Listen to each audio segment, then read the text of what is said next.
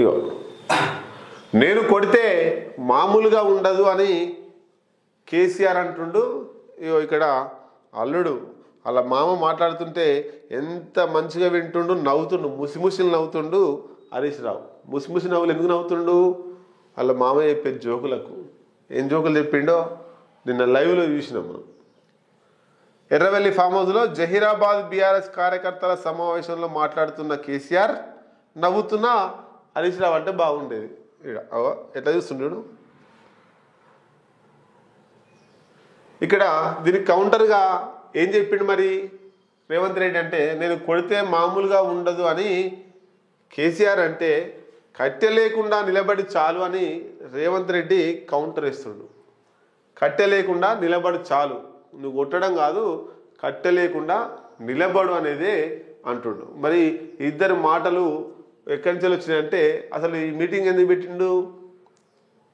మొన్న సోషల్ మీడియాలో కాంగ్రెస్ పార్టీ తన సొంత హ్యాండిల్ అకౌంట్లో, అంటే అఫీషియల్ అకౌంట్లో ఒక పోస్ట్ పెట్టింది. ఏం పోస్టు అన్నప్పుడు, ఫామ్ హౌస్ పాలన గొప్పదా లేకపోతే కాంగ్రెస్ పాలన గొప్పదా అని కాంగ్రెస్ పార్టీ అఫీషియల్లో పెడితే ఫామ్ హౌస్ పాలన గొప్పది అనేటువంటి విషయం రావడంతో కేసీఆర్లో జోష్ వచ్చింది. ఇక జోష్ వచ్చినప్పుడు కొడితే మామూలుగా ఉండదు అంటున్నాడు. వాస్తవంగా మరి కాంగ్రెస్లు కొడితే సంవత్సరమాయ లేవక 13 నెలలు అవుతుంది. కేసీఆర్ వాళ్ళే కొట్టిరు కదా, జనాలే కొట్టిర్రు. 10 సంవత్సరాలు లేపిర్రు. ఒక్క సర్పి అరిస్తే పోయి ఫామ్ హౌస్లో అనుకుండు మాజీ ముఖ్యమంత్రి కేసీఆర్. వాస్తవంగా జనాలు కొట్టాలి. రేవంత్ రెడ్డి కేసీఆర్ను కొట్టుడా, కేసీఆర్ రేవంత్ రెడ్డి నా కొట్టుడా కాదు. జనాలు మిమ్మల్ని కొడితే దాత్ పిరాది లేకుండా పోతారు. అడ్రస్ పత్తా జాడ లేదు మీది. జనాలు చూస్తుంటారు. ఒక్కసారి అధికారంలోకి తీసుకొస్తారు, మాకు అనుకూలంగా చేస్తున్నావా లేదా అనేది ప్రజలు గమనిస్తుంటారు. వింటే ఓకే, లేకపోతే తీసి బండకు కొడతారు. కేసీఆర్ను 10 సంవత్సరాలు చూసి బండకు కొట్టిర్రు. రేవంత్ రెడ్డిని కూడా రాబోయే కాలంలో జనాలు మరి చూసి ఎట్లా కొడతారో చూద్దాం. వాస్తవంగా మరి ఈ మాటల యుద్ధం ఎందుకు? ఒక గ్రౌండ్కి ఇద్దాం, గ్రౌండ్ సెట్ చేసి ఇద్దరికి చెరొక తలవారిచ్చి కొట్టుకోరని చెప్దాం. నేనేం కొడితే మంచిగా ఉండదా, నేనే కట్టె లేకుండా నిలబడాను, ఆయనే గివ్వా మాట్లాడుకున్నాడు. ఈయన మాజీ ముఖ్యమంత్రి, ఆయన ముఖ్యమంత్రి. ఇద్దరు ఒక హూందాతనంలో ప్రవర్తించాలి. ఆ పదవులకు వన్న తెచ్చేలా మాట్లాడాలి, వ్యక్తిత్వం పెరిగేలా మాట్లాడాలి, గౌరవం పెరిగేలా మాట్లాడాలి. గౌరవం తగ్గేలా మాట్లాడితే మాజీ ముఖ్యమంత్రికి మంచిది కాదు, ప్రస్తుత ముఖ్యమంత్రికి మంచిది కాదు. అంతే చిల్లర పిల్లగాళ్ళు మాట్లాడుకున్నట్టు, గల్లీలో పోరగాళ్ళు మాట్లాడుకున్నట్టు ఇవన్నీ ఉంటాయి. గోటిలాడకాడ పిల్లలు మాట్లాడుకుంటారు చూడండి, అవి అట్లా ఉంటుంది ఈ వ్యవహారం అంతా కూడా. ఈ ఒకరు గౌరవిస్తే ఇంకొకరు గౌరవిస్తారు.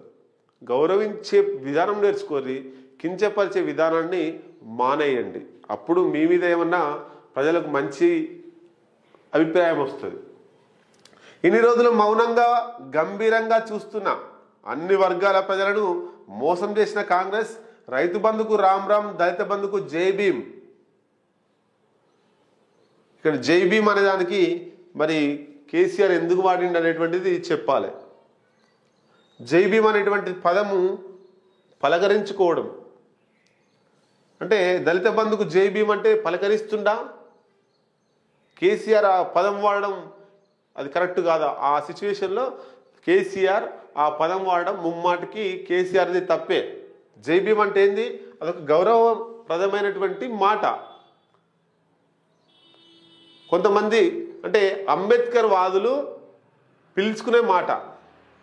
హిందువులంతా కూడా జై శ్రీరామ్ అని పలకరించుకుంటారు, కమ్యూనిస్టులందరూ కామ్రేడ్ అని పలకరించుకుంటారు, అంబేద్కరిస్టులంతా జై భీమ్ అని పలకరించుకుంటారు. అట్లాంటి మాట కేసీఆర్ దళిత బంధు దగ్గర జై భీమ్ అన్నాడు. దళిత బంధుకు జై భీమ్. జై భీమ్ అంటే ముగింపా?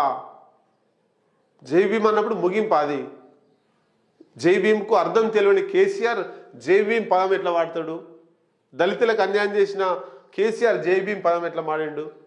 3 ఎకరాలు ఇస్తా అన్నాడు, ఇయ్యలే. జై భీమ్ పదం ఎట్లా మాడిండు? దళిత ముఖ్యమంత్రి పదవులు 2 ఉడవీకిండు, 1 కాదు 2 ఉడవీకిండు. జై భీమ్ పదం వాడే అర్హతే కేసీఆర్కి లేదు. నేను ముందే చెప్పినా ప్రజలు వినలేదు. ప్రజలు ఎందుకు వింటారు? నువ్వు చెప్తే, జనాలు చెప్తే నువ్వు వినాలి, జనాలు చెప్తే మీరు వినాలి. మీరైనా రేవంత్ రెడ్డి అయినా. మీరు చెప్పినట్టు జనాలు ఎందుకు వింటారు? జనాలను మీరు ఎన్నుకున్నారా? మీరు జనాలను ఎన్నుకున్నారా? జనాలు ఎన్నుకుంటే మీరు పదవిలో కూర్చున్నారు. జనాలు ఎన్నుకుంటే రాజభోగాలు అనుభవిస్తున్నారు. జనాలు ఎన్నుకుంటే మీకు అంత ఐశ్వర్యం వచ్చింది, ఆస్తులు వచ్చినాయి, పదవులు వచ్చినాయి, మీ కుటుంబాలు తరతరాలు కూర్చొని తిన్న ఆస్తులు వచ్చినాయి. జనాలు ఇస్తేనే కదా. జనాలు ఎందుకు చెప్తే నువ్వు చెప్తే వినడానికి ఏమన్నా మీరు పైనుంచి దిగొచ్చిర్రు? ఏమన్నా బుచ్చం వేస్తున్నారు ప్రజలు మీకు. ముఖ్యమంత్రి గారు 10 సంవత్సరాలు ఉండని ఆయనకు బిచ్చం వేసిర్రు. నువ్వు 5 సంవత్సరాలు 10 సంవత్సరాలు ఉండని మొన్న ఎన్నికలలో బుచ్చం వేసిర్రు. అంతే తప్ప ప్రజలకు మీరెందుకు చెప్పాలి? ప్రజలు తెలివికలలు, ప్రజలకు ఇంగిత జ్ఞానం ఉంది. ఎవరిని ఏ టైంలో ఎప్పుడు ఎన్నుకోవాలో, ఎవరి చేత పరిపాలించబడాలో జనాలకు తెలుసు. కాబట్టి జనాలు ఏ సంవత్సరంలో ఎవరిని ఎన్నుకోవాలనేటువంటిది స్పష్టంగా తెలుసు.